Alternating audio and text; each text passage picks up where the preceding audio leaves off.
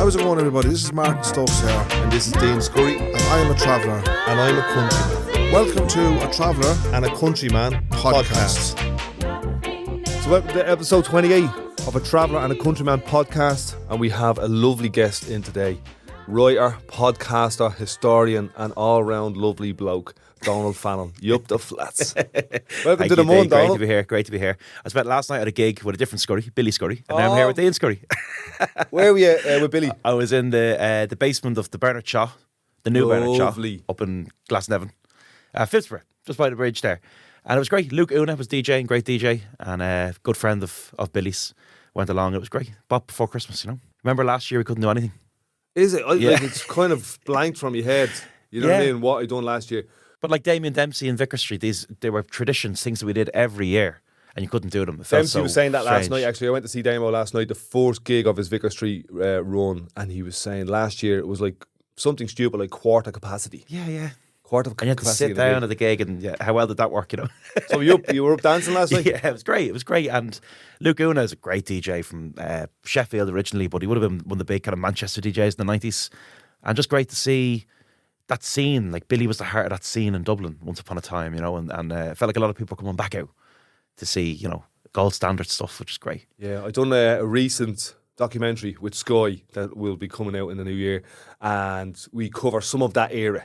I won't tell you too much what it's about because it'll be nice as the reveal, but it's a little bit about that era, dancing and raving and all that type The of Billy stuff. Scurry years, the Johnny Moore years, the kitchen, all that stuff. The ecstasy years of Ireland.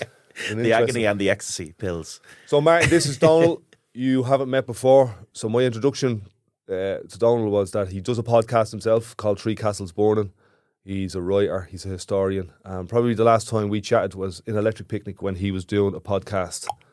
Well, welcome, Donald, onto the podcast anyway. Here, you're very proper studio. I was going to ask you what is it that you do, but Dean said it all. You're a writer, philosopher, and you're a podcaster. Not sure if I'm Probably more, yeah. I run a social history podcast called Three Castles Burning, and pretty much every week it's a totally different part of Dublin history. So it might be housing, or music, or culture, but it's been great, and it kept me sane, you know, through the lockdown. When you're able to meet up with people like this in person and have podcasts, I mean, it's like the radio. So I suppose the housing one is an interesting one, is it?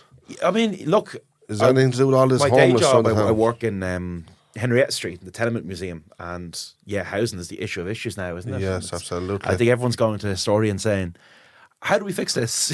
You know, are the lessons of the past the lessons of tomorrow? But it seems to be, to me anyway, it's everything everyone is talking about all is the the time. housing, is housing. yeah, absolutely. And this year, I mean, we had Ono Bryn. We brought Ono Bryn. I invited a TD to a music festival, which was a mad idea, and I didn't know if he'd do it or not. And when you think about electric, a lot of people say, why are you talking to a TD about housing and Electric Picnic? I said, who goes to Electric Picnic?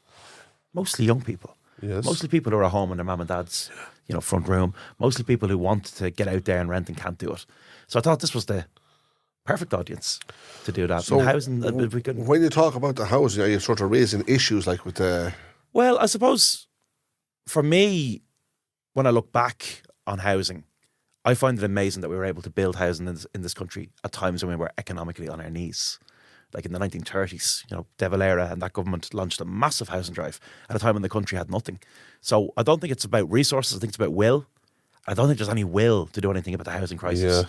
But people want it, want change. Even on the way out here, you pass so many student accommodation blocks. I mean, that's not proper housing. That's not an answer to the problem. We were just standing outside the building here, and right across the road there is a place that looks like a hotel, but it's student accommodation, and it looks like somebody's going to flip it into a hotel. It just shows you that there's a business behind it. Oh, yeah. There's huge international money behind it. Just like the lack of a shopping centre here in Ballymun. It's a green field. You said, what was in that field? Oh, well, that was the heart of Ballymun. That was the heart of the community. A shopping centre that I'd been through loads of times. But when you don't see it there, it looks like that's been a field for like 1,000 years. Well, It's extraordinary. And there was hundreds of millions on the table when the Metro North was being, touted through Ballymun, and then because of the game of economic crashes happened in 2008, they pulled that off the table, and it's been lying fucking idle since. It was weird walking through it in the latter days. I remember I had a meeting about something over in the Axis, and I was mad early, and I walked through that shopping centre, and it was a ghost town at that point. like systematically everything closed. One Yeah, after they the other. slowly closed everything down. That's right. Yeah, and it just felt like what's going on, like the Crumlin Shopping Centre. We had done stuff in it, like we'd made short films and we actually put a play on it and all that. Yeah. You know what I mean? Just to show the spookiness of it. That it was like a fucking ghost town. Yeah, 28 days later, that movie where Cillian Murphy wakes up in hospital and there's a virus and everyone's gone loco, everyone's gone zombie. That was Ballymun Shopping Centre, wasn't it? But he wakes up on these empty streets in London. You know, everyone's just done a runner. And that was kind of what Ballymun Shopping Centre and Crumlin Shopping Centre still feels like that. But the social There's just history, a single Duns. the social history of Ballymun Shopping Centre, and I like the way you use the word social history because it's not just a history. It's Yeah. not just the power history of what battle was won by whom. It's the, as you say sometimes, it's the working class history. Yeah, I mean, there's big history, political history. You know, who was Prime Minister of Britain from X to Y, or, who was Taoiseach from X to Y. And then there's social history, which I consider to be the history of everyday life.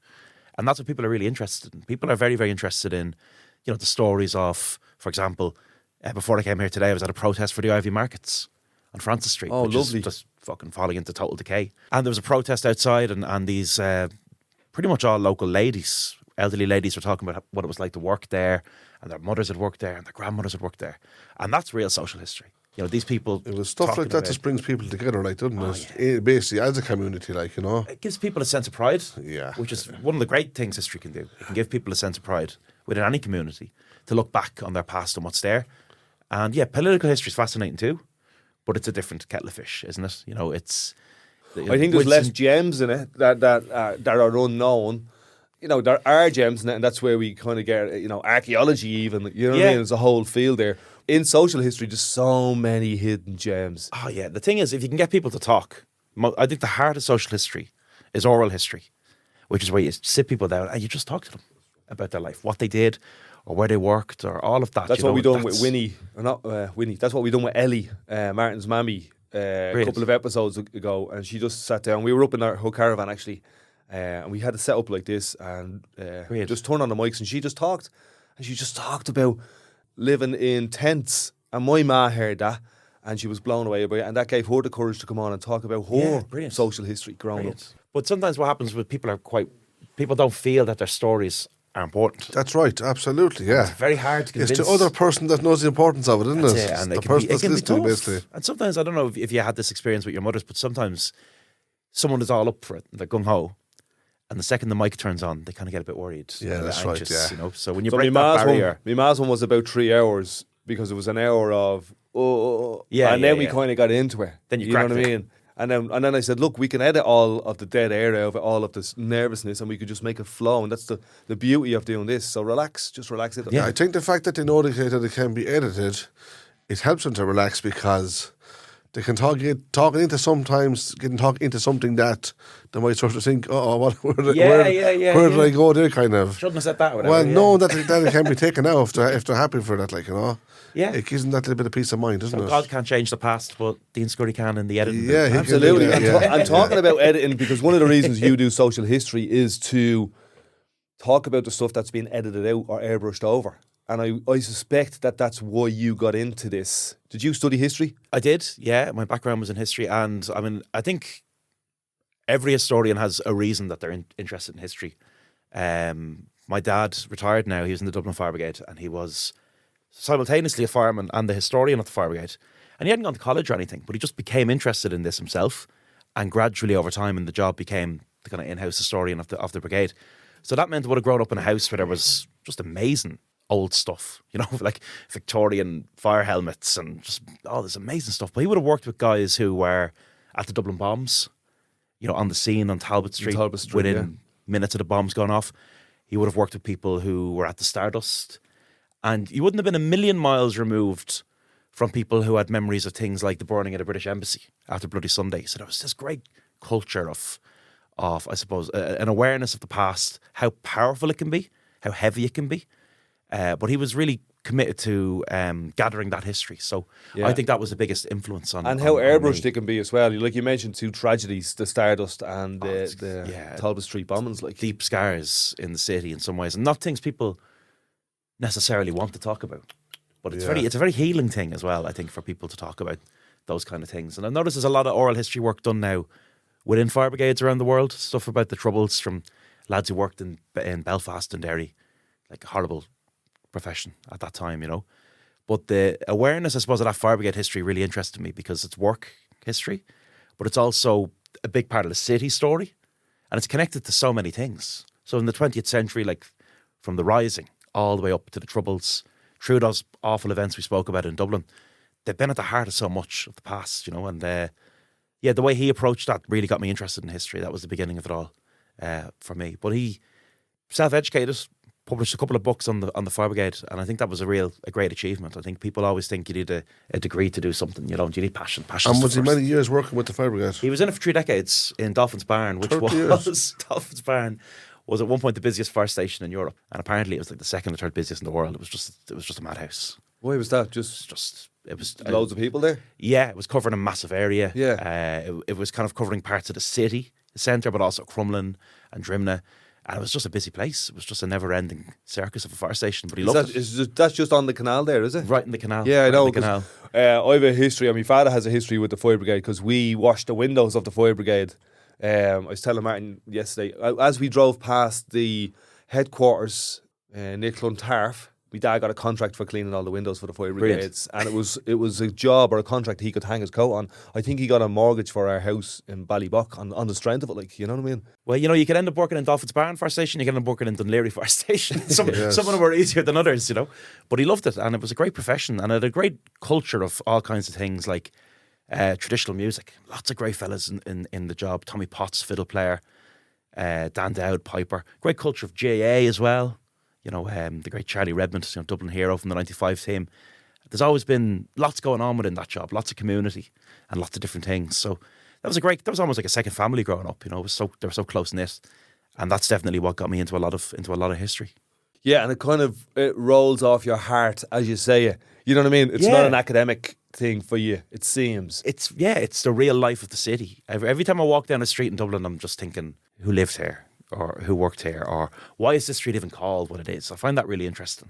Yeah, my brother was in Prague the other day, and he was looking around in awe of the city, and I was saying, that happens to people when they go to our city. Yeah, it just doesn't happen to us as much. Because we walk down the street every day, so we kind of whatever. I've started falling in love with all the shores. Yeah. You know, the coverings, the big manhole coverings, because there's so many of them is different. I had an idea for a project actually to screen print them and turn them into T-shirts. Like, you know? Brilliant. Some of them are brilliant. But you forget, like, sometimes you're walking through Dublin and you're walking over the Poddle, the River Poddle. We don't see it because it's underneath us.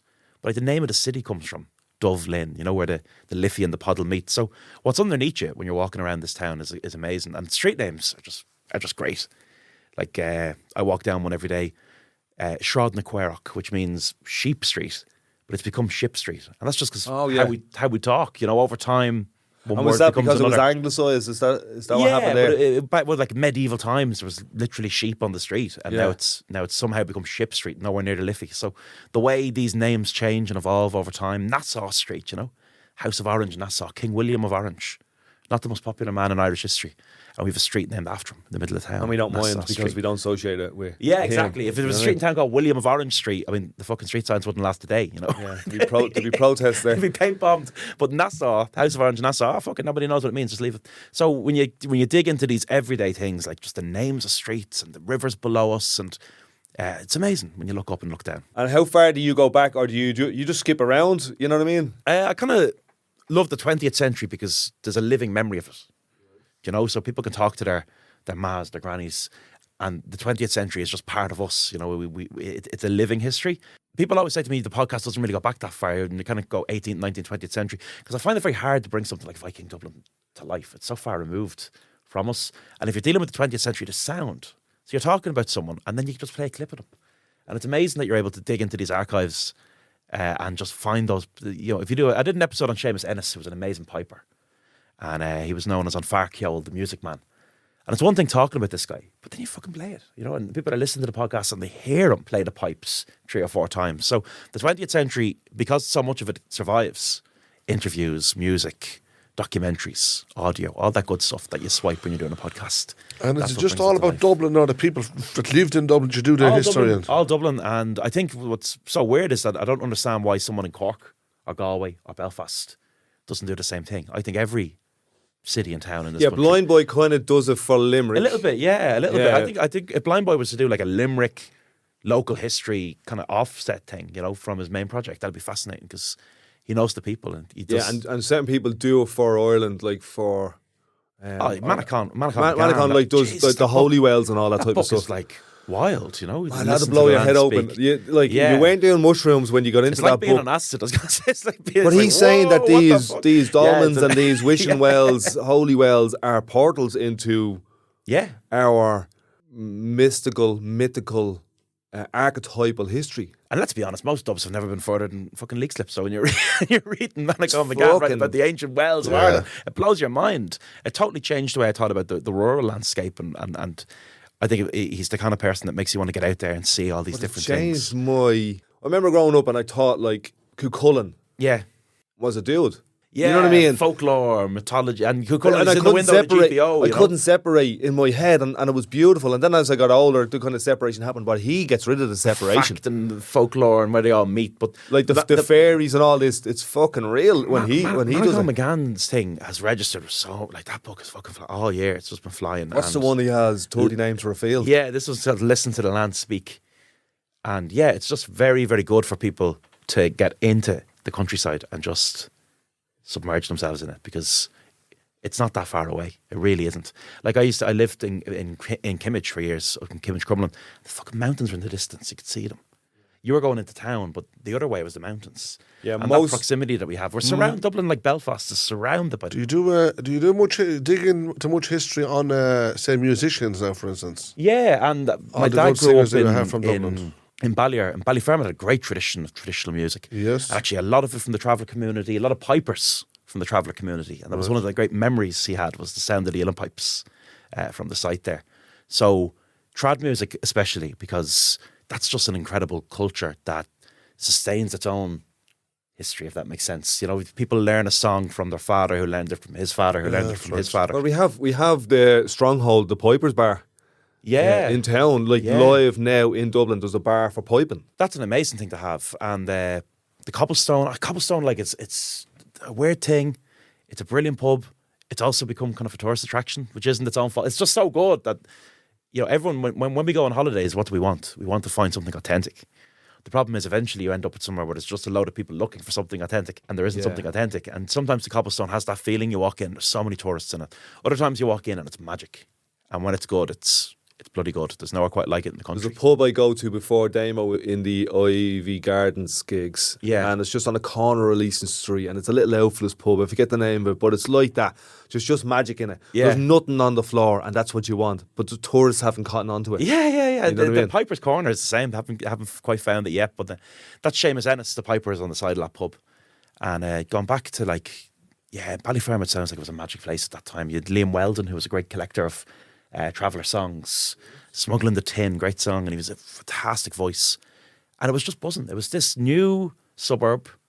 You know, he was born in 59. Ballier was kind of laid out in the 50s. It kind of felt like it was the middle of nowhere. It was known colloquially as Ballyfar Out. Ballyfar Away, we call it. Ballyfar Away. People thought it was the middle of nowhere. When I'm talking to some traveller lads, especially young fellas, I say, do you know the Pecker Dun? And they're like, no, we haven't heard of him. And I played a bit of the Pecker Dun, and they go, yeah, that's nice.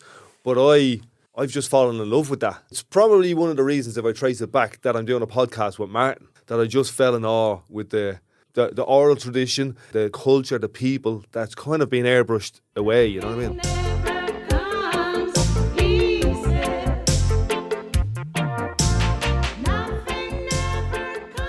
I remember me and Dame had an old swim down the Dollymount, and we parked off and we got a bit of food and we got back in the car, and he said, do you mind if I play an old song? And he stuck on Chris and Stevie, and I was fucking full of every emotion you can imagine. Joy, wonder, sadness, sorrow. With his own song, yeah. With his own song. And I'm thinking about releasing this song. I was smiling. Two of us were smiling and full of tears at exactly the same time. And I think that's what that does. It's great how people put these into songs, because they mightn't be able to. They mightn't just be able to sit down and talk that. Yeah. Where they can have the time to sit down, like say, write it up, and it's obviously come from themselves, and then put it into a song. Yeah. So it's there for them just to even reflect back on it if they want to. But to sit down with somebody else and just to talk that song out, they might not be able to do that. I'm not saying they wouldn't, but Yeah. the chances are that the public, they wouldn't know, they mightn't express it as well or as good as they actually can through a song. Yeah. Because I think by through a song, not only the words, they're pouring their emotions on top of it as well. Totally. So it makes the whole thing seem better, like, for some reason or another. Like. People call those gigs like, I'm going to the Church of Damo. People are like quasi-religious about those Christmas gigs in Vicar Street. I don't even think it's quasi-religious. I think it's religious. It goes bigger than that. Yeah. It's a spiritual experience. It breaks the roof of the church off. You know what I mean? Yeah. We fly together. I've never got that experience in a church where I'm flying with the congregation. You know what I mean? Yeah. Unless the priest is on yokes or something like that. I'd love to do a history of Dublin in maybe 10 or 12 songs.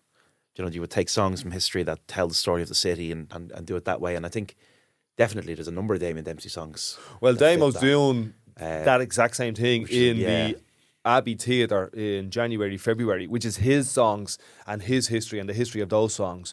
But I see where you're going. You could do a history of Ireland or a history of Dublin through songs. Yeah, and a Lazarus Soul, and I've seen a Lazarus Soul across the street in the Axis.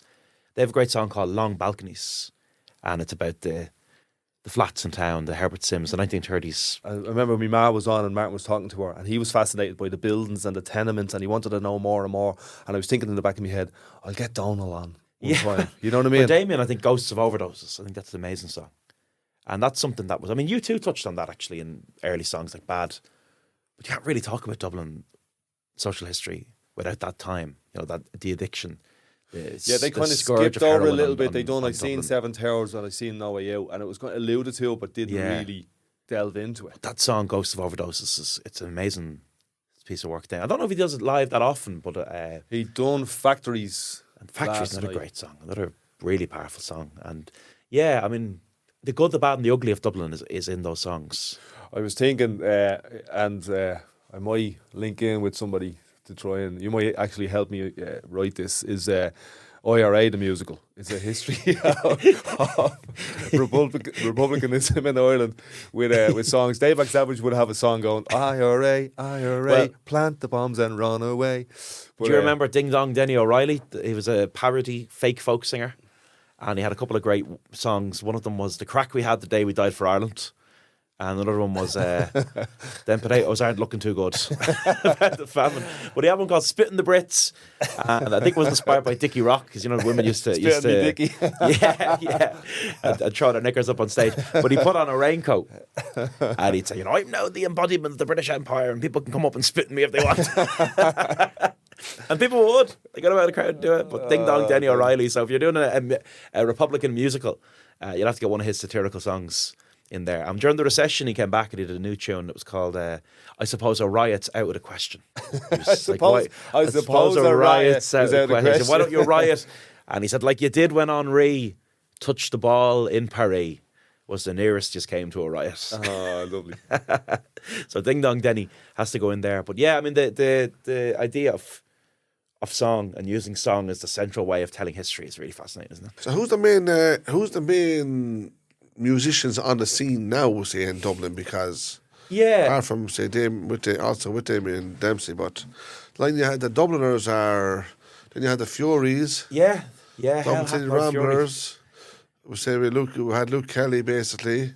They were all absolutely brilliant. They weren't. I think when Ted Fury died, who's taking over all of this now at this stage? The banner was Hell Hath No Fury Like Ted. But nowadays, I think in North Circular, that new documentary, you see these emerging talents that are there, and there's John Francis Flynn, fantastic singer, Lisa O'Neill from Cavan originally, but she has a song about containerisation and the death of the docks called Rock the Machine. The machine that took the jobs of men. We'll rock the machine until it stops. Where are they from? She's from Cavan, is she? Yeah, living in Dublin, and right. John Francis Flynn will be a Dubliner, but there is this emerging scene, But is there something about but maybe it's not emergent. Maybe it was always there. Is there something about say these 4 or 5 lads together, maybe sometimes 3 lads, and these let's say these big heavy beards, and these nice, heavy Dublin voice. And the Aaron Ganses. There's something special about the whole thing in there. Oh, there is, yeah. There's something the very whole moving thing together, about like the whole scene, if you like. And I think like that documentary Luke McManus made, I don't think he intended to make a musical documentary, right? I think it was meant to be just a documentary about the North Circular Road. But music became such a feature of it. And actually the subtitle is A Musical Journey. So music has that power that you may not intend for it to be the central character, but it often becomes it. I find that with the pod, like when you're doing one on a singer or a musician, you give them the space and you just play the clips and you let them speak for themselves. So yeah, it's one of those things. It's one of those things. We're a great country for talking about the stuff like Brendan Behan's Old Triangle, or you know what I mean, or Borstal Boy, or talking about some of the stuff that we're not ready to talk about, in conversation. We might talk about through song or through theatre, or and we reference. Brendan is 100 on the 9th of February. Oh, is he? Yeah. Yeah. He was born on the 9th of February 1923, and the story is that Brendan Behan first saw his father through the prison bars. That Kathleen brought him down to Kilmainham jail. Stephen was in prison at the time, and showed up, Stephen, there's your son. And, he looked out the prison bars and he saw Brendan on the other side. But that's something I hope we can really. We still have a couple of weeks to get something together. Well, it's interesting, for Brendan, because the way I see it is that what Brendan done in this country hasn't really been appreciated in terms of what he wrote about prison and what he wrote about homosexuality and so on. Yeah, totally. And we're great at doing pride in this country, but not necessarily linking it back to those times where you could literally get hung. You know what I mean? Yeah. Or as I was explaining to Martin Sun the other day, it was kind of the social history of homophobia in Ireland is really interesting. Up until 1993, it was a jailable offence. Yeah, he's the son of a house painter who becomes a house painter very poorly, falls into revolutionary politics as a boy, like is literally writing poems, Republican poems, at 9, 10, 11 years of age. Goes to Britain in the disastrous IRA bombing campaign. In the 30s, the IRA start bombing British cities, Coventry, London, Liverpool. No strategy, no great plan what they're doing. They're just bombing the Brits because you have to bomb the Brits. That's the mentality. Was it just something to do after the Civil War? I suppose that by the 30s, morale is very low, and they declare war on the British in 1939. Britain was otherwise engaged in a bigger war.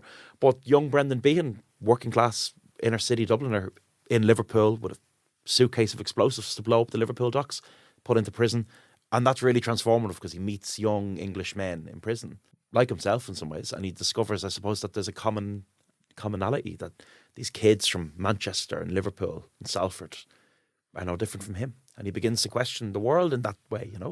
I was trying to blow up these people last week, and now I'm sitting in Borstal with them, and as he says himself, he's more in common with a working class kid from Manchester than he has with a big Gombian farmer at home. So for him, it was a extraordinary time, and look, the stuff that he produced about being in prison, Borstal Boy, it's amazing. And you're right, the kind of the bisexuality of Brendan Behan is a big part of that story too. He's a really curious man. He's a really strange character, isn't he?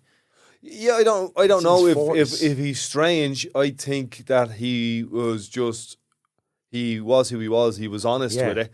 You know what I mean? It's strange of us to probably think he was anything other than what he was. Yeah. We have this image, he was a rider, he was a drinker, he was a smoker, he was quick-witted, he was intelligent. A rider. He was heterosexual. It doesn't, you know what I mean? He also liked to lie with men. He liked to lie with women. He liked intimacy. Yeah. And we kind of lose that, I think, a little bit. But he didn't hate Britain, which is the amazing thing. Like he for someone who was, over there as a young Republican volunteer, like he knew his Shakespeare like the back of his hand. And his mother would just bring the kids around town, apparently, just walk them around town all day. That was Oscar Wilde's house, or that was Yeats's house, or, fed them with stuff and poems and music and story. And they were little performers, Brendan and all his brothers, even as kids. They just absorbed the energy of culture from their mam. So it's such a waste. I mean, he's in his 40s when he dies, Brendan Behan. And he doesn't write all that much. He reminds me a little bit of Bill Hicks, the comedian. Yeah. Kind of similar, you know what I mean? Yeah, he doesn't leave a massive legacy of work because, unfortunately, the last decade was just drowned in drink. So the last couple of Brendan Behan books are very bad. They're like Brendan Behan's New York, and he's basically pissed in New York and he's dictating anecdotes to someone else for a book. Brendan Behan's Island, terrible book about Ireland. But the stuff that he wrote in his youth when he was good, it's just amazing stuff. Borstal Boy is the best. Kind of reminds me of Dempsey, because Dempsey went to New York and he could have drank himself into a corner over there easily, because he went there in his 20s, and he had written some of his like factories and all that, in and around that time, and he could have easily, not just Damien, but any kind of, anybody. But Damien went over at that time, hung around in New York, sang in a couple of bars, and I was always thinking, selfishly, I hope we get to keep him. Yeah, you know what I mean? Yeah. I hope it's not a tragic story here. So much genius is drowned in booze. And Joan Littlewood, who was a theatre director, who put on a lot of Brendan's stuff. When Brendan died, she said, "I went to Dublin to kick the coffin because I was so angry. That's such a great talent. I'd put itself into the ground at 40 in his 40s. Like a self-destruction thing, was it? Yeah, well, yeah. I mean, he couldn't tame it. I was thinking last night, I came up with a phrase. It sounds like, it could be true that pubs sell silence. You know what I mean? Yeah. Well, there is the crack and the buzz there, but there's also the silence, the quiet, the don't talk about the darkness. And there's a couple of great memoirs of that time when Bean was on the scene. One fella wrote a book, John Ryan, called "Remembering How We Stood," which is a pretty ironic title, because "Remembering How We Fell Down" would be a better title for that book. It's mostly about drinking in Dublin at that time, the kind of post-World War II bohemians, the 40s to 50s. And the drinking was unbelievable. Like, it didn't stop, And then you have another guy, Tony Cronin, who survived because he gave up the drink. He wrote a book called "Dead as Doornails," and it's about Flann O'Brien, Paddy Kavanagh, and Behan, and his interactions with all three as drinkers. It's extraordinary. These people just hit. What was the cause of the drinking? Was it poverty or depression, or what was going on with them? I think the pub, lack of work, or what? For them, it was McDade's. McDade's was just the centre of their world, and it just became the place that every writer went. And I think it was ego. I think that these were all writers competing for the same column interests, the same space, the same awards. And they just developed this very messy, dangerous friendship / rivalry between this generation of writers. And they just idolised drink. They just thought drink was so romantic. So J.P. Dunleavy is an American. He's a soldier who's in the Second World War. And after the war, he's allowed to study in Trinity College. There's a thing called the GI Bill. The Americans kind of wanted their soldiers in Europe, someone up to stay there. So they give them money to go to university. He writes a book called The Gingerman, which is just an amazing tale of drunken debauchery, sex, everything. It was banned. The censor at the time was probably right to ban the book. They were banning things for far less. But the culture of drinking in the 40s and 50s in Dublin was just out of control. And drink was proportionately a lot cheaper than it is now too. So you could drink yourself into a stupor on the regular, on a poet's wage, Costs a lot of money to get pissed in this town now. Yeah, I was out last night and I went into a bar beside Vicar Street, and cocaine was the order of the day. Yeah. Oh my God. It's not on my radar, it's not on my palate. Yeah. You know what I mean? Like a pint has gone towards €6 and sometimes over €6 in the city. Yeah, it's extraordinary. So yeah, the days of sitting in McDade's and drinking 20 pints of Paddy Kavanagh are definitely over. You're right about Coke. I've noticed that too, and I don't like Coke. I don't like the energy of that drug. I don't like the energy of it. I went into a bar and I seen one fella who I knew, and he wasn't on it, and he kind of looked at me, gave me a hug, and then he looked around going, "This place is fucking nuts in it." Yeah. And there's a new social thing that's happening in Dublin post-COVID, where it's just like it's snowing every fucking night in every pub. It's fascinating, you know what I mean? And I wonder where we'll be in 20 years. What will we be writing about? Or will it just be a blur? Because I know that the kind of ecstasy era of the 80s and 90s, there's not so much written about it. It's kind of a bit of a blur, you know what I mean? Yeah, that'd be a great... I've kind of dallied with the idea of doing a podcast episode on the Asylum, which was... Oh my God, yeah. Which was like a rave... Sackville place. A rave off of Holland Street. Yeah, that became the most notorious nightclub in the city. And I think the earlier clubs than that, like you had Flickers, which was in the Hirschfeld Centre, that was kind of electronic disco vibe. That came out of the gay movement, and that was a very... They would say, like, oh, if a record takes off in New York City, you can hear it in 2 weeks in Flickers. It was kind of the disco vibe and feel good and connected to the kind of gay rights movement. But the Asylum, when it came along, was just constant negative press coverage, and there's a couple of overdoses there. Ecstasy wasn't really understood. It was new. It came here quite late, actually, compared to in Britain. I think pills were like £15 at one point, or £20 according to the At a press. certain point towards the end, and the asylum was towards the end. The social history of the asylum is it was towards the end. It was towards the greedier end of that kind of era, you know, Which is amazing, and no water and just kids, just yeah. You know, they turned the water off notoriously in the Temple Theatre. yeah, it's amazing stuff, isn't it? And even chatting to Billy about that history, like he talks about when the drugs thing was at its height, you'd have people outside some venues, like abusing people going into nights, you know, fucking junkies, all this kind of stuff about ecstasy. But the asylum had constant negative press, worse than anything I've seen. You'd have drunken people falling out of pubs, slagging off teenagers doing pills. It's interesting. Yeah, and I think that'd be really interesting to look at some of those clubs, like the Sides, the Temple of Sound, the Hirschfeld Centre, the Asylum. But yeah, the Asylum really terrified people. And even the branding of the club was quite kind of satanic. Yeah, well, it was a fucking asylum. Yeah, it kind of looked like a goth music venue. It didn't look like a electronic music venue. But I'm really interested in the history of those clubs and how people engage with them. You know, the Hirschfeld Centre, Flicker's disco. Well, where's the I don't know anything about that now. Flicker's the Dutch word for faggots. So they kind of took it and reinvented it, you know. And Flicker's was... The Hirschfeld Centre was on Found Street. It's now Tola Vintage, near McDonald's in Temple Bar. But the Hirschfeld... I know what you're talking about, The Hirschfeld was a gay political centre, community centre, but Flicker's, the disco, was what brought most people in the door. And apparently it was just... Electronic music like this had never been heard in Dublin before. For many people, it was their musical awakening. There was a place in Dublin that I used to go to when I was like 15, 16, and it was called the Well-Fed Cafe. Have you come across that? Yeah, that was in Temple Bar. It was in Temple Bar. I think it was like Crow Street. Yeah. But it was this place you could go. There was art on the walls, and they put food in your belly for nothing. They had big pots, basically. Yeah. And you just walked up the stairs, and there was always something on, a stew or rice dish or something like that. And it was like the starting of Temple Bar, where Temple Bar is now was a million miles away from there. It was real community So and Temple Bar culture. was bohemian. It was kind of countercultural. It was a bit weird.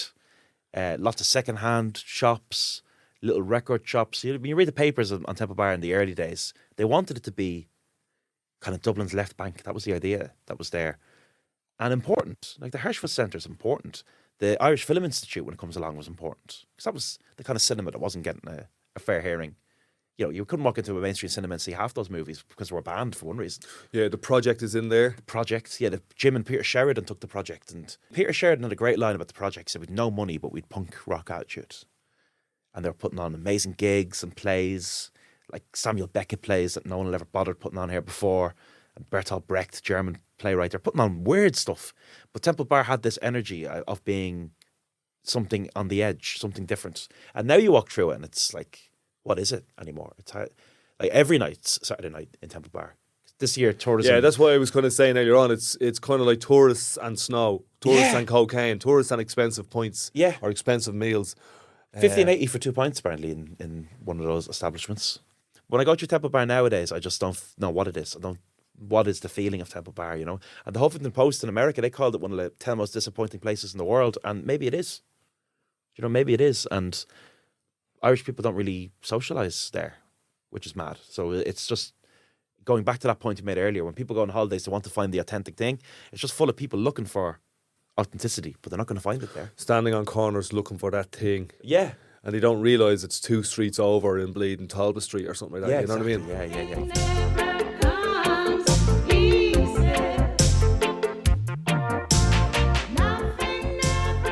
Yeah. So something I wanted to cover with you was it's 2022, 2023. We're 100 years since Civil War.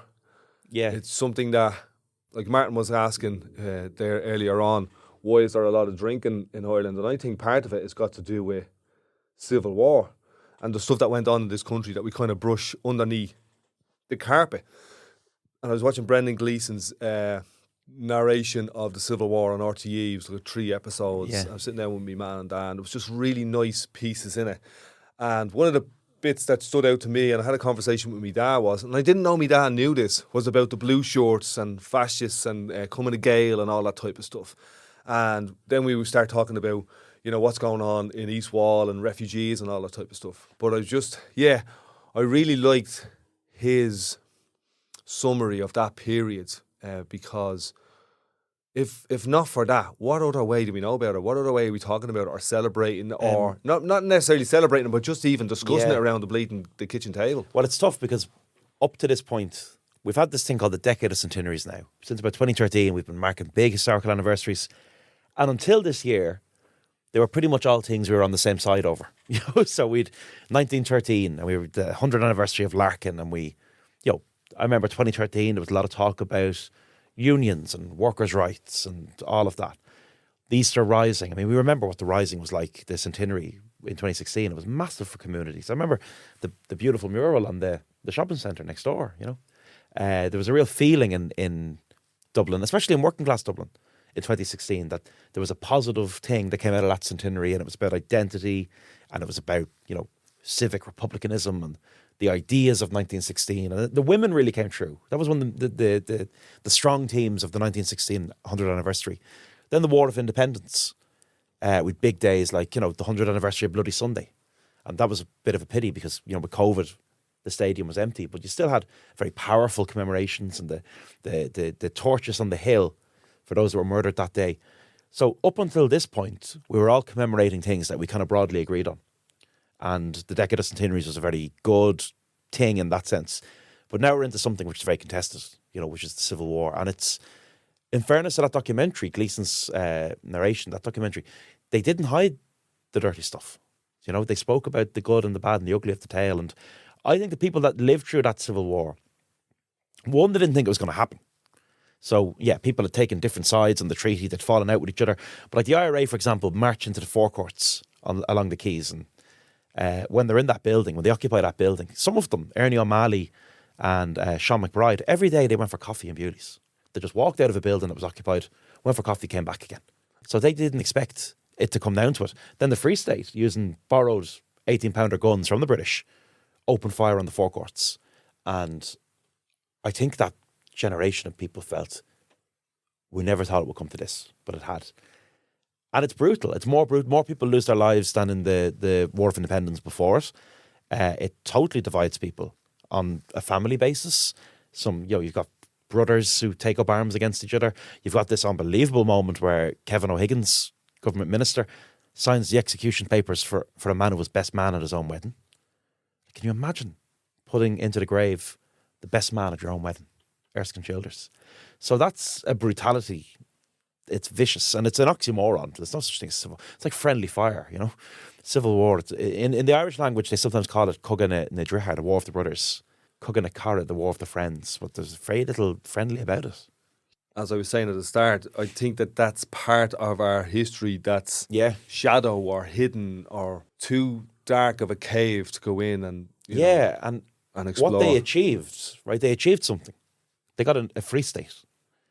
But when you're fighting a revolution, you fight it on a massive slogan. So the big slogan in Ireland, if you walk down a street in Dublin in 1919, if you walk down a street in Cork in 1920, the slogan that was written on every wall was "Up the Republic," which is a big slogan. Up the Republic. Up the flats. Like no one writes. No one was shouting up the 26 county Irish Free State with Dominion status within the British Empire. What they got wasn't the great dream that they wanted, but it was still an achievement. And afterwards, I think some of them felt, Kevin O'Higgins had a great line. He said, we were the most conservative people who ever had a successful revolution.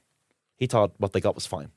But other people, we were talking about the Abbey earlier on, we were talking about Damon having us play in the Abbey. Helena Maloney, who was an actor in the Abbey, she was left-wing. She was someone who'd been involved in the women's movement, the labour movement, and she didn't recognise the state as, the achievement of the revolution. And she had a beautiful line. She said, we saw a vision of Ireland, pure, happy and free. We didn't achieve it, but we saw it. And we left the travellers out. So she felt like the world was going to be transformed by the Irish Revolution. And that's just not what happened. So it looks pretty dull and grey, Ireland in the 20s and 30s. And we left the travellers out. Yeah. And I'm saying that again because, like Martin's in the room, and part of our history at that time was the airbrushing of the travellers. Oh, completely, yeah. And I suppose the state, when it's born, it's obsessed with a couple of things. One thing it's obsessed with is property ownership. So the new state, the Free State, the first housing scheme they build is Marino in the 20s, and it's tenant purchase. And what that means is they basically want the people to get those houses, to own those houses. And as far as they're concerned, they're making a property owning population. That was the dream. They were going to move everyone up the social ladder. So is that the first time that kind of idea had come into Ireland? Yeah, that tenant purchase idea that these are going to be, this isn't public house. These will be property owning people. What was the real idea for that? The obsession. I think it was ideal. I think the fathers of the first state, people like Cosgrave and Kevin O'Higgins, they were deeply conservative people, and I think they just wanted. I suppose they were I think they were kind of frightened of organised labour and the working movement, the working class movement. But two, I think they wanted to create a middle class society, and they felt that property ownership was a core part of that. So it's not until the 30s, and in fairness to Fianna Fáil, right. My granddad would have said they're a bunch of bastards, but there are a bunch of bastards. Fianna Fáil had a big support in working class Dublin for a long time because they built public housing. They had support here in Ballymun in the 70s and 80s. Enormous support. And Ballyfermot, Cabra, Crumlin, Kimmage, as did the Labour Party. Go on and on and on. Yeah, I mean, when Fianna Fáil come into power in the 30s, they take a different approach to housing. They build a lot of working class housing on both sides of the river in a big concerted way. But the first government, like Marino, on one level it worked, but on another level it was tenant purchase. The rents were too high, so that meant the masses of people who were living in the tenements could never even dream of living in them. One newspaper said it was the aristocracy of labour. So it was Guinness workers, and it was people with good regular jobs who got those houses. And it's funny that that's one of the first things they did, isn't it? The new state, that they go straight in with that idea of the tenant purchase, of making good property. Because Martin asked me yesterday, we were driving around the city, and I was showing him where I used to live down in Ballybock when my parents pulled out of Ballymun in the late 80s, early 90s, when heroin started to grip, and my dad decided, I'm going to go back to the fold. He's from town, he's from Sherry Street. And he was going, what's the obsession with home ownership amongst, country people, settled people? And I think a lot of people in this country don't want to own property. No. I've no desire to own property. But the reason people end up going for houses in this country is because they're terrified of the rental market, which is completely unregulated. But is the rental market just like this now for the past couple of years? I think it's always been chaotic, and I think the rise of Dublin, post Celtic Tiger, or the tech rise of Dublin, that there's a lot of. Whenever you hear of a company relocating to Dublin, and after Brexit, there's a lot of that. People wanted to stay in the European market. They wanted to stay in an English-speaking economy. They wanted to stay in the same time zone as London. A lot of labour moved from Britain into Ireland after Brexit. Where do you house those people? Every time I hear about a new company opening up in the docks of Dublin, I think, where are they going to live? I mean, there's talk about Google building apartments for their own workers. There are people jokingly call them the Google ghetto because they can't find apartments to put these. I was in Google. A mate of mine has quite a reputable job in there. Yeah, and I went and talked to him around the time I was doing Apollo House, and I was going, lads, yous are causing a lot of this fucking stress on the market. Homelessness, basically. You know what I mean? Because yous are acting as a magnet in this country for all other services, and you're just pulling everything into the centre. Where the fuck is everyone going to live? And inevitably you're going to push people who've had social history in Pearse Street and blah, blah, blah, blah, out further and further and further, which is an interesting... An extraordinary number of TDs are landlords, like a massive, massive number of TDs are landlords, and they have to declare their interests. And remember the recent nonsense with the TD, couldn't even remember how many investment properties he had. So if people are invested in the crisis, if you're a landlord of multiple properties in a housing crisis, is it in your interest to try and fix that crisis? Maybe it isn't. No, look, and like the drug industry, you know what I mean? If you have a product and you reduce its accessibility in the market, you're going to drive up the prices, and you're going to have people scrambling over each other to get to get the thing that you have. Yeah. So it's. I mean, Rory Ahern, he wrote that great book this year, and a great title for a book, Gaffs: Why No One Can Afford a House and What We Can Do About It. It was a great read, and I think one of the things that I really get from that, and one of the things I feel very strongly, is that I don't want to own a house. I just want to have security in the rental market. So if you live in Berlin, Angela Merkel in Berlin rents her apartment. The former political leader of Germany is a renter, because renters in that city, you've got so much guarantee of the right to stay, and rent increases only in line with inflation over time. Here, someone can ring you and say, "Oh, the rent's up 400 quid next month." You're like, "Why? How?" But there's a history of the field, the Bull McCabe, the land. You know what I mean? Which I think has been the story of that has been weaved into get your foot on the property ladder and that myth. A history of people that were dispossessed of land. Does that mean then that people are being forced into buying houses then? Great question. Maybe by certain rules. I think the fear of the rental market is forcing people in. And I have a lot of friends I'll be in my early 30s, but friends that are maybe 10 years older than me, and in their 40s, they really start to panic and they're like, okay, so will I ever be able to retire? Do you know? Because of mortgages like this. Exactly. And will I get a mortgage now? Am I too late for a mortgage? This So, fear. I this think fear is the getting at, motivating the fear factor. and the pressure that puts on people. Oh, it's amazing. People getting yourself on that ladder for some people, it's meant to be this great, moment of progression or whatever. For many people, it's like having a baby. It's like something that they really aspire towards. But it's just become a horrible, stress-filled thing, and it's not nice. And bidding wars, I find that amazing that they haven't regulated that. If me and you walk into Centra across the street, and there's, we bought one to get a 2-litre bottle of Coke, and there's one of them left, and it's $2.50. Well, I think whoever gets to the till first with the $2.50 gets the bottle of Coke. But with the housing market now, it's like, oh no, $3.20, $3.80, $4.20, $4.50. Like, how's that even allowed? In the Scottish market, I was chatting to someone who lives in Edinburgh. He was saying you put a house on the market at a price, someone offers the price, and the house is sold at that price. But here it's like the Wild West. It's just like this culture of bidding wars, and it's a kind of a mixture of greed and insecurity. It's a perfect soup for speculators. You know what I mean? For people to pour honey into your ears and sell you a myth. Get the house, get the mortgage, work in your job as a civil servant until you're 60, get the pension and retire with the grandkids. Yeah, it's a lovely 60 story. If you're lucky, or 67 now, 68, whatever it'll become in time. But it's definitely come from the deep uncertainty people have of the rental market is driving the chaos, I think, of the panic, the bidding wars around housing. And some of these houses, like, they were built in the 1930s. Herbert Sims was the city housing architect. He built thousands upon thousands of houses across working class Dublin. These are 1930s council houses. And now people are having crazy bidding wars and they're going for over €400,000. Like, it's nuts.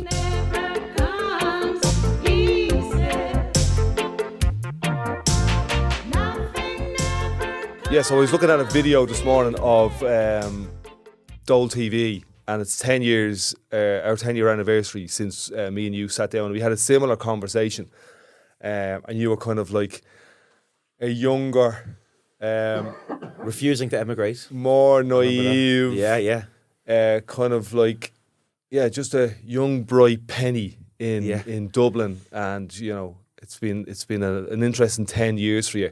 Yeah, but you don't think we're kind of back where we were then? Because I remember Dole TV, and at that time, the reason you were doing what you were doing and I was doing what I was doing was there was this feeling of down. The place was down.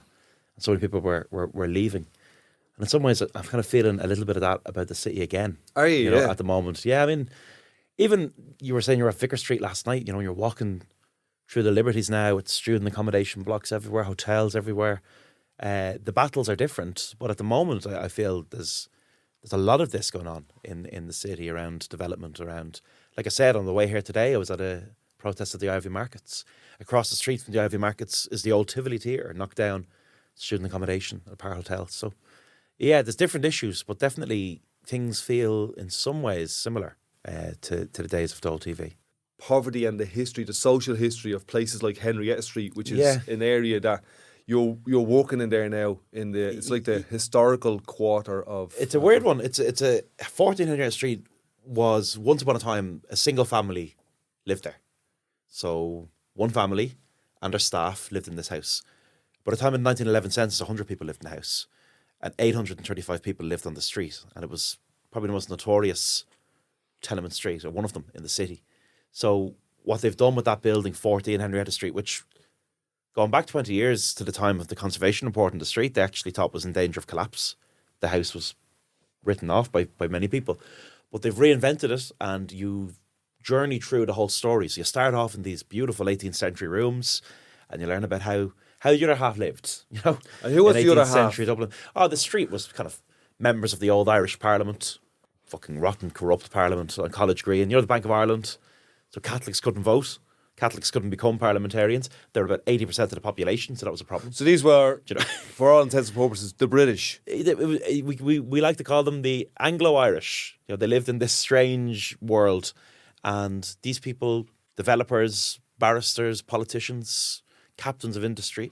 Henrietta Street was laid out basically the first terraced street of its kind in Dublin for that elite.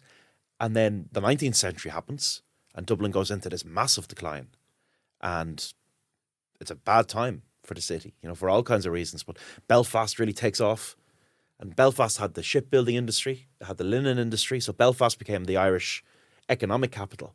And Dublin is like, they call it Dear Dirty Dublin in the 19th century. So at one time before that, we were like the second port of the British Empire. Yeah. And then whatever happens, we fall on our arse, the Brits move out, Dublin, essentially, and then Belfast gets that title. Dublin calls itself the second city of the empire in the 18th century. And then as the 19th century goes on, it's just decay, rotten decay. And Belfast kind of steals its crown, you know, becomes the great industrial city. So Henrietta Street is mad in the sense that these opulent, rich houses are the tenements of the 19th century. And it's really well done. They tell that story very well, and they bring it right up to the last people who lived on that street, because people only moved out of Henrietta Street in the 1970s.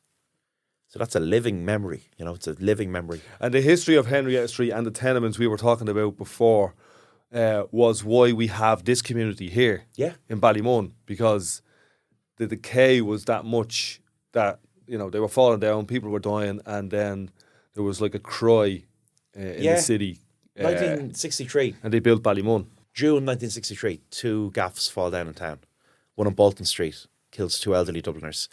And then one on Fenian Street kills 2 kids. Just collapsed, basically. And they just come crashing down into. Apparently the winter had been atrocious before that, and the summer was very, very warm. And the fabric of the buildings had just been through the mill, and houses start falling down in the summer of 63. And Ballymun is kind of a response to that. You know, there's a real panic in the city. We need to do something about this. And they're putting people up in prefabs, and they move people into like the living quarters of fire stations. Anywhere that the city can put people, they start putting them. But Ballymun then comes into their heads as this great new town, this great utopian idea. And Ballymun should have worked. You know, Ballymun should have. When you what read do you mean? It did work. Well, it worked. There's a strong community. There's a great sense of pride. But everything that was promised wasn't delivered. And when you read the early reports on what Ballymun would be, it was meant to be a satellite town. It was meant to be a self-sustaining town near the city. But most of the amenities were never granted. And Gene Kerrigan, great journalist, he's still writing. He's the only sane person in the Sunday Independent, gets the back page. But he came out here when the towers were brand new. I think they were 2 years old. And he spoke to people. And they just said, there's nothing for kids to do. And they said, ironically, for a place that has nothing for children in it, it's overrun by them. There were so many kids and so many hopeful young families that just what they needed in life just wasn't provided. So when you look at the towers, I think we need to build up. I think that's going to be vital to getting out of the housing crisis. And everywhere, I think building up good quality public housing is important. But Ballymun, the towers were so evocative, weren't they? They were so big, and they symbolised so much. Well, you could see them from the Dublin mountains. Yeah, but the problem was on the ground, you know, and the absence of amenities and services on the ground is what doomed Ballymun. What I like is that we all paid our rent, and you know, my ma, when she lived here, she was saying it was amazing. You could, you know, go over and say, I need, you know, me window fixed or this and that. And by the time you got back from the shops, the Dublin City Council fella was there doing it and putting the window in. But she said that didn't last long. Yeah. And although we continued to pay our rent for 30, 40 years, the upkeep of them by the landlords just didn't happen. And it reminds me of the tenements. So what's the story with the tenements? Henrietta Street, was that all Tenement Street at one time? Back in the day, in the 18th century, it was essentially one family, one house. And then in the 19th century, a couple of landlords move in. One guy, Alderman Joseph Mead, he's a councillor and he's a former Lord Mayor of Dublin. And he takes over a number of the houses and he subdivides them, cuts them up. So a room like this, he'd say, well, there's 2 rooms in this, you know, you could turn this into 2 rooms. And he divides the houses and he stripped out the radiators, stripped out the banisters. Strips out the Georgian stuff. And so sold the them stairwells. sold them Sells in them at London. auction. Sells them at auction. Yeah. I was reading a clip there a while back. Is about. Do you know as you come back up from Gardner Street? Yeah. Come Upper Gardner Street. There's a big square there. Yeah. That little park in the middle of it. That's not Parnell Square, is it? Mountjoy Square, is Mountjoy. it? Mountjoy Square. I couldn't think of the name of it right. And there's big old buildings there also, yeah. But say recently in the last couple of months, for instance, it was put up for sale, but it was owned by so many families throughout the years. But back then, when let's say go back whatever amount of years, probably 80 years or more, whatever, and there was again like the tenements, there was so many families living in this one building, but I think it was I'm not sure it was a 3 or a 5-story building anyway. Yeah, they are fairly high anyway. Yeah. But there was of course loads of families living in them. But in a couple of months ago, the latest owner, if you like, he put the building up for sale. And as it was to be, this old lady came knocking on the door. And she just, now he'd never seen her before, obviously. She was something like 90, I think she was 92 years old. Something like that anyway, right? And he basically asked her who she was, and she gave a bit of a story that she used to live there years and years ago. Now I'm saying 92, could be 82 as well. But anyway, so she asked him, could she come in? But there was another, say, a younger lady with her. I think it was her niece, yeah? And he let her in, of course, because she told him that she lived here back so many years. And all of a sudden, she ran up all the stairways. She's an old lady. Wow. And she ran up all the stairs. Now, the stairs are going around in these buildings, as far as I know. Yeah. And until she got to the very top. And the room that she used to live in, basically, she just went into the room and just went into, like, amazement, if you like. That's amazing, isn't it? And it just brought her all back. And so she took a little bit of a break anyway, and she stood around for a little while. And then she went back down the stairs again. And the owner asked her, he said, if you don't mind me asking, he said, why did you do that? She said, I'll tell you why, she said. When I was a little girl, she said, we used to live here, as it was called the tenements, basically, at the time. And there was so many families here, she said, and everybody was strangers, basically, if you like. And she said, at night, there was only one toilet in the building. And at night, she said, if I needed to use the bathroom, basically, I was too scared. There was no lighting in the building. She said, I was too scared to go down to the bathroom, basically, in the dark, basically, yeah? So what her mother used to do, she'd stand on the very top of the balcony, yeah? Now, the stairs are going around, down the way, basically, in a ring, right? And she said, her mother would stand there, and she'd light a paper, and she'd get the paper ready, it was just light it, basically. That's deadly. She'd let it drop slowly, and the girl, as this woman now, as she's an old lady now, as a young girl, she'd run as fast as she could down the stairs to keep with the light. You see? So now she had light the whole way down. Brilliant. And of course she'd use the bathroom and she'd shout up to the mother. Then the mother would light another one. Wow. And she'd run all the way back up the stairs again because the paper was keeping the stairwell lit up, basically. Yeah. And she went back down the stairs again. Social history at its best. Yeah, but that was brilliant. It was a lovely story. And she explained to the owner. She said, when I seen someone told her that the place was for sale, basically. And she said, I knew, she said, I'd never, ever, ever get a chance to do this again, she said. But they couldn't believe. What astonished them most was how fit she was for an old lady. She ran right up the stairs. Yeah, brilliant. But that was only about, like, I read that story about 3 months ago, probably. Wow. Yeah, absolutely. That's a lovely. Would you come in and have a look around? Would you come into Henrietta Street? Into where? Well, I'd love to go into that one that I was talking about. Oh, deadly. I think it was number 7 on that and Mountjoy Square. Mountjoy Square. Well, Donal works in Henrietta Street. What that brought me back to that little bit there was when he was explaining about Henrietta Street, I was thinking in my own mind, there's probably hundreds of people that have wonderful stories. Even if times were hard and times were rough, they could probably think back that these were their happiest times. They can still bring the happiness and the good stories out of that, if you know what I mean. Like that story I just told there now. That sense of community was so very strong. Interesting. Some of the people that come into the museum were moved out to the new suburbs, and they sometimes talk about how they actually ended up missing the tenements. You know, even though they had their own front garden and their own back garden or whatever in Crumlin, which was a mad thing for a kid who'd grown up in a single room in Henrietta Street, they missed the community of the street. And that brought some people kind of longingly back, which is fascinating too, isn't it? Yeah, it's lovely. I'd love to go in with you, Martin, because that's where Donal is working there, and another mate of mine, Dara, is working there as well. And Dara's invited us in the new year. If we want to go in, bring a couple of people in, and we'll have a look around. There's so much of the history of Dublin is tied up in there, but part of the history of Ballymun is tied up in those tenements as well. And there was a family from Ballymun, the Winstons, lived in Henrietta Street. There's an RTE documentary about the tenements there. Yeah, Catherine has given some great stuff to the museum over the years too, from that family. I'd say there's a million good stories about these things.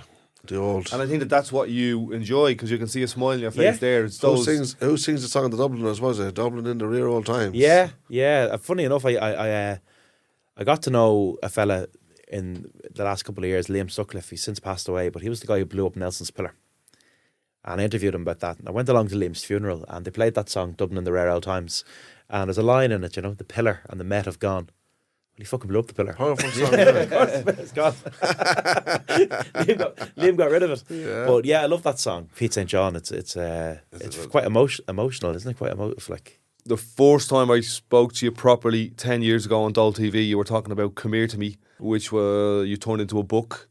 Yeah, and I think blogs, they were a moment in time. You know, they were the thing 10 years ago. It was a blog that you turned into a book, and now you've got a podcast turned into a book. Yeah, Three Castles Burning, and turned into a book called The History of Dublin in 12 Streets. It's done well. I think people got very into podcasts during the lockdown. You know, I think when you all you could do was walk around 5 fucking km and lose your mind. They were a great help for people, I think, and I think that built up a community of people that feel an attachment to it. So it's good to see the book doing well. It's funny, people always say, "Oh, books are yesterday's thing" or whatever, but people still love them. You know, they're the idea. It's kind of like it's a small book, so you can pocket it. And I've been talking to people who said, "Yeah, I went down the 12 streets."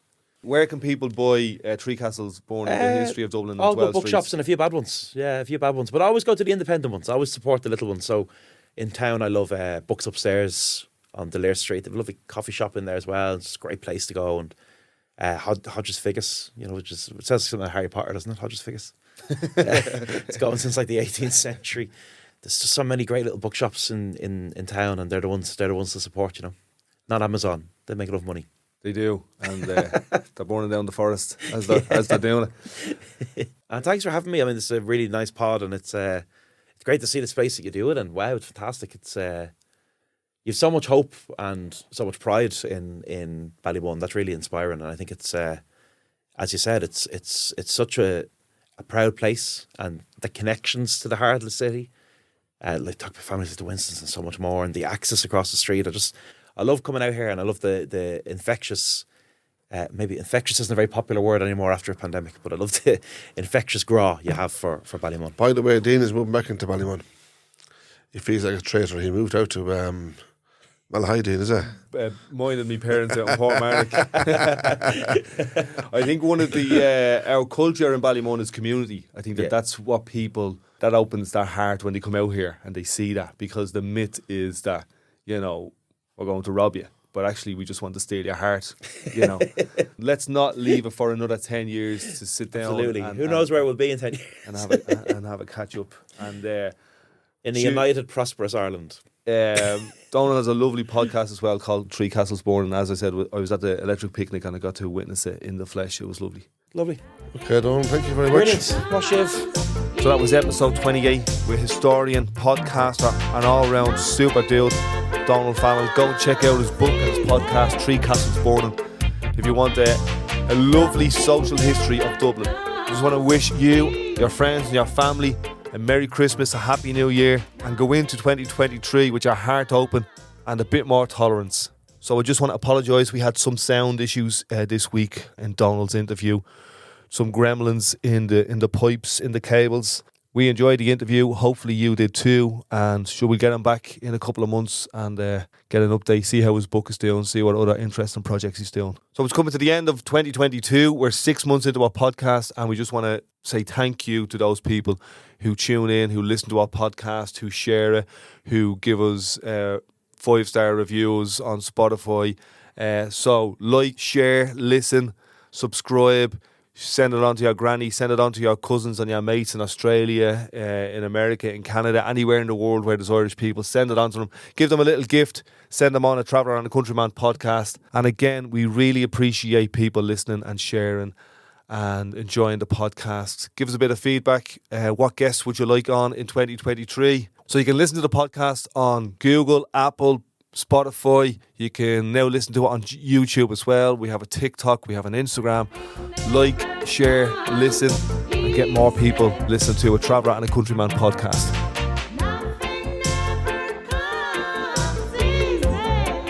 So that's us for this episode, Traveller and a Countryman podcast. If you like it, let us know, share it around, and we'll see you on the road.